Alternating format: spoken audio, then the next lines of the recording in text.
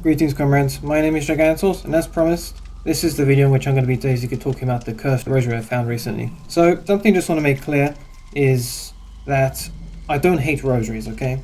I mean, well after I found that, I put up pictures of it and everything on Facebook, my Facebook groups, and basically saying, what do you guys think, look what I found, and I talked about why I thought it was cursed and stuff. The feedback I got was very mixed. Some of them were supportive, some of them were people going, yeah, we had something similar, we spoke to a priest, he burnt it, whatever. Then there was some who were maybe a bit harsher. So there was one girl who called me a RETRACTED because apparently I didn't like the icons on it, even though it was very weird. And I'll say why that was weird later on, and why I'm not RETRACTED. There's someone who was calling me a Protestant because I hated rosaries, which I don't. I don't hate rosaries, okay? Just to make that clear, I don't hate rosaries. It's just that if I think there's something questionable about the depictions on a religious item, I may have some doubts about it. There was one that called me a narcissist for some reason. I don't know why. Basically, it was all mixed. There was a lot of mixed feedback. And so I'm going to try to explain this as best as I can in this video. I'll let you guys see for yourself. And this is just going to be the basics, and you tell me what you guys think. So the Cursed Rosary in question. I mean, this was oddly enough, this is one of the biggest things that we argued about on Facebook. Because this thing has two names. The priest I mentioned later, the priest who found it, he calls them Cursed Rosaries or Satanic Rosaries.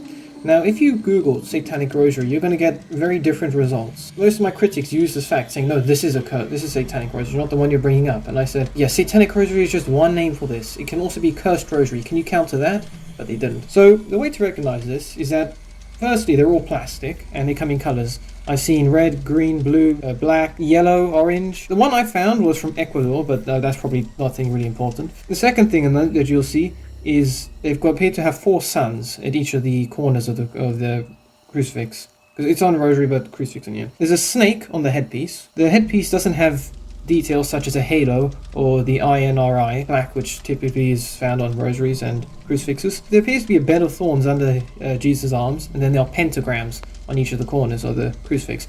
Just to make this clear, not all the details can be very clear. The one I found, because of the lighting and everything in the cathedral and the shape and the colours of it, I tried to take pictures of it, but they're very bad quality. However, when I put up this post, and someone later on sent me a picture of a black one, that one is in a much better quality, so I'm going to try and use those sorts of pictures to basically highlight what's on them better. So, a bit of context here, before I go into a bit more in depth about the detail to depict the icons on it.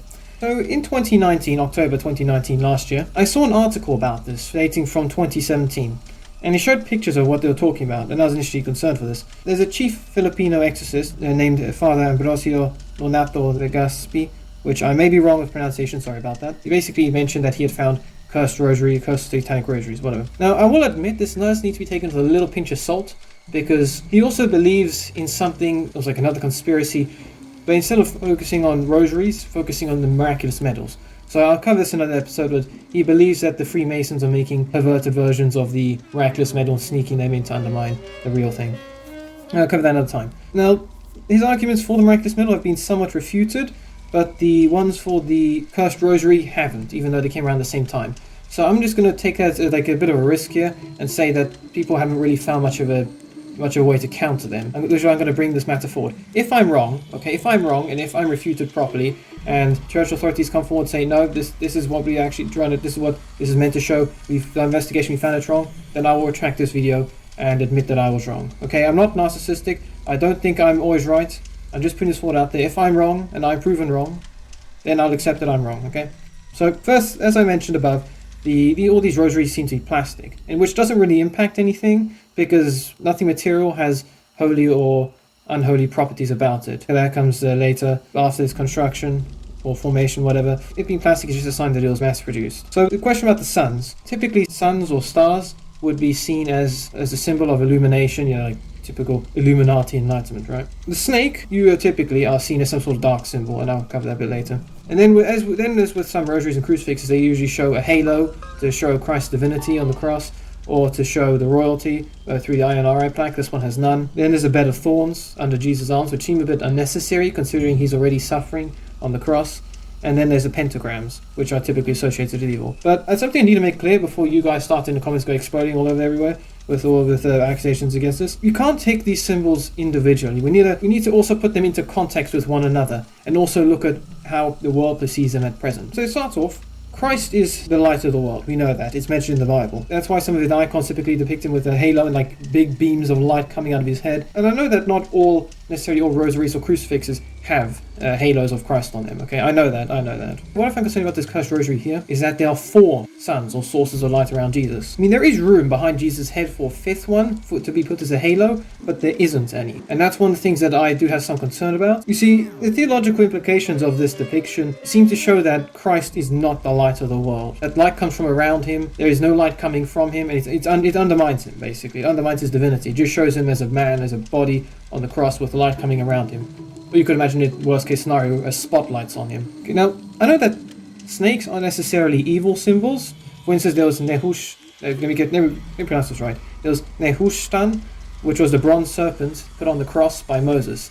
Basically, the Hebrews were murmuring against God. God didn't like it, so he sent a plague of asps among them, and they were bitten, and some of them were dying. So Moses made a bronze snake and wrapped it around the cross, and said anyone who looks upon this cross and the snake will live, and they lived. And this snake lasted for a very long time. It was eventually destroyed by King Hezekiah, much later, because people were burning incense to it, using it for idolatry. So snakes aren't necessarily evil symbols. However, the problem is that it's context here. Like, why is it above Christ? I mean, I've never seen Christ and a snake share a crucifix or rosary before. This is the first time. And in this context, it seems to have replaced the INRI plaque and the halo over Jesus, which, again, it seems to undermine the fact that he's meant to be the light of the world and he's meant to be the king, which, depending on how you see it, could be depicted as a form of victory by of the serpent over Christ, which I'm a little bit concerned about. Which some of you may just say, okay, that's just rubbish speculation, but surely you can understand that, the implications of a snake being above a lightless Christ. And okay, I'll be honest, there's not much I could really find about the thorns, but it does seem that it's a bit unnecessary to apply extra torture to the depiction of Jesus by saying that he's suspended from arms of thorns on the cross. I mean, it's a bit much. I know that pentagrams were actually holy symbols. If they've got 1 point up, it symbolizes the 5 holy wounds of Christ.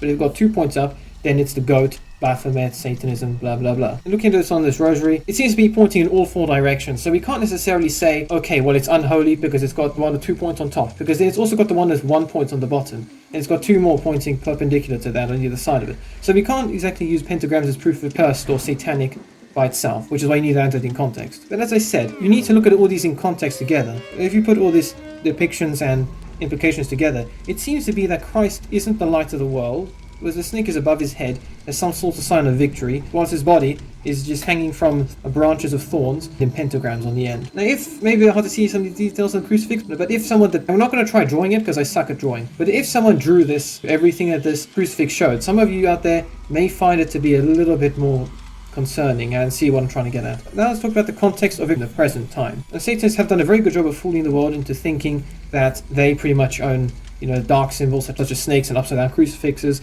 and pentagrams and everything. And I know that God can reclaim holy symbols back if they've been perverted. For instance, St. Boniface reclaiming the tree, even though the pagans used to worship trees, and although the Christmas tree was never necessarily a pagan symbol, there's no real evidence of it that far back, but it was later on used as a Christian symbol. Clearly God can reclaim any unholy symbols back to himself as they're baptized back into the faith, given proper theology to understand it. But very few people know things like about the fact that snakes and pentagrams can have a holy meaning, which makes me wonder why the person who designed this rosary decided to put symbols that people could very easily misinterpret if they saw them, and then put them together on a cheap crucifix rosary to hand them out to people. I mean, I understand that, and a lot of people out there who do know theology, they understand that, okay, not everything on this crucifix is unholy. It makes sense. It makes sense to us.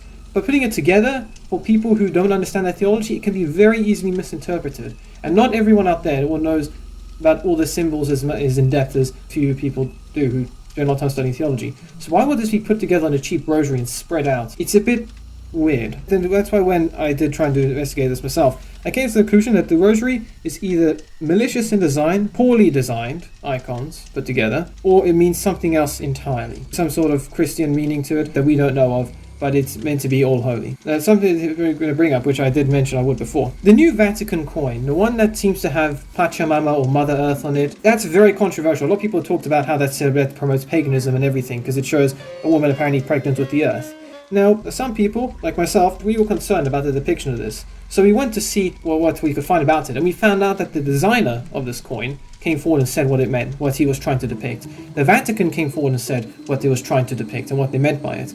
We found out that this coin was actually supported by the Canticle of the Sun, by St. Francis of Assisi, by showing the Earth's role as a mother to us almost, by providing us with everything we need to survive on this earth. He also personifies brother wind, brother sun, sister moon, sister water. But because we understood what the point of this was, that there wasn't no pagan intention behind it, we understood it and we said, okay, well fine, sure it's a bit controversial among people, maybe it could have been a bit of a better design, that the majority of people understand it, but we understand it's not pagan or pagan intent. But see, that's the thing, because we could find the people who designed it and use that to back up our claims of why it was okay. But I can't find anything about this. I can't find any of the creators or designers for this apparent cursed rosary who said, no, this is what we actually meant by it. This is meant to be Christian. This is what we meant by this. This is what we meant by that. I can't find any information about this. All I know about this thing's origin is that it was made in Ecuador, apparently. I can't find anything else. And that's, again, one of the things I'm concerned about. If someone has stepped forward and said that this is what we mean by this, not this. We don't mean it intent. We didn't mean this maliciously. We just meant it this, and this. Then I would understand it. At least there's an explanation to it. But I can't find any of that, which is why I do have a lot of concern over it myself. Now, in terms of disposing this, if you're going to dispose it, one of the things I need to tell you to do is to not burn it or throw it away yourself, because there is a chance it may be blessed already, and if you do that, you'll be destroying sacrament, and that's not exactly going to be a very good thing. Which is why I recommend, as the chief exorcist said, and when I was talking to my priest about it, you need to have it blessed. Okay, take it to a priest, get it blessed. And then after that, it depends. For instance, the priest may take it and do like a full-scale exorcism on it to remove any apparent curses on it put by Satanists, or he may give it to you to burn, or you could just give it back to you and you keep it and you can use it as a normal rosary. I mean, you still got the right number of beads and the right order and everything, which is why when the exorcist priest mentioned this, he said that to the untrained eye, it looks exactly the same as a normal rosary. So technically, after it's blessed and it's been removed of all the curse and everything on it, it can be used as a normal rosary. Now, I kind of wish I did have one I found, and then I'd be able to use that and show you. I may not use it for necessarily for rosary prayers myself, because I've got a whole bunch of others I can use, including my favorite one, but I would use that to kind of show you exactly what I'm talking about here. But once it's blessed, it's fine to use, okay? But don't necessarily destroy one that you find, because it might already be blessed. Just have it blessed anyway, and you'll be fine, okay? Don't destroy it yourself. You can always just have it and hold it and say, here's proof that Christ is stronger than the devil, because you blessed this cursed rosary, it's clean, and now you're using it for a religious purpose. Right then you just prove that the church can baptize anything unholy back into the faith as a holy symbol of God's victory over evil. If this is refuted, okay, and I do admit that I might be wrong with these, okay, this is from my research, but there could be people who've done more research than me. If this is wrong, I will admit that I made a mistake, but I want a proper refutation of what I'm talking about, and anything that I may have maybe not explained as much. I want a proper detailed thing talking about why this is actually a religious symbol. Because I know that I may be wrong about this, but I need to see more than just simply someone disagreeing with me, as a lot of people did. I need a church authority to come forward and say, no, it's fine, here's why, and then they give me us the reasons. That's why when I looked at the miraculous medals apparently the Freemasons made, I found refutations against an exorcist's claims, and I saw that, and it made sense to me, which is why I think he was wrong about that, and I'll cover that next time. But the point about this is, if I'm wrong, I need to be proven wrong. You need to come forward with evidence, and I'll look at that. And if it's conclusive enough, then I will admit that I'm wrong. Okay, I'm only human. I can make mistakes. Nowhere am I giving people permission to burn rosaries or to destroy them or do anything sacrilegious with them, okay? I am not doing that. If you people watch this and burn them, it is not my fault. I warned them not to. I told them what to do with it, not burning it. Anyway, that's it for this video now. So, if you like this video, please give a like. Please share my videos. Please comment what you think of them. Any other video you want me to do, or any other, I guess, cursed items you want me to investigate, please subscribe to my channel so you can see more content. Please ring the bell so you can get updated my video release. And I'll do the next episode. I'll do the Freemason miraculous medals in this, I guess, I don't know, however short the series is about cursed items. Again, whatever you guys do not destroy these rosaries. They are not yours to destroy. Last thing you want to do is destroy a sacramental item. It is not going to do you any favors. Take them to a priest, get them blessed, leave them with him, take it home, look after it, and use an example of what you need to keep an eye out for. As I said to my critics, if you keep an eye out for these big showy satanic crucifixes and rosaries and ignoring these more disguised ones, then you're probably doing the equivalent of looking for elephants whilst not noticing the scorpions swarm your feet. Okay, make sure you guys stay safe from this sort of stuff. If you guys do find something you want to send it to me so I can investigate it, let me know and I'll give you an alternative email address of mine that I'll use for my channel. and then you guys can send it to me. I'll investigate and make a video about that for you. That's all for this video. So God bless you all. See you next video, comrades. Until then.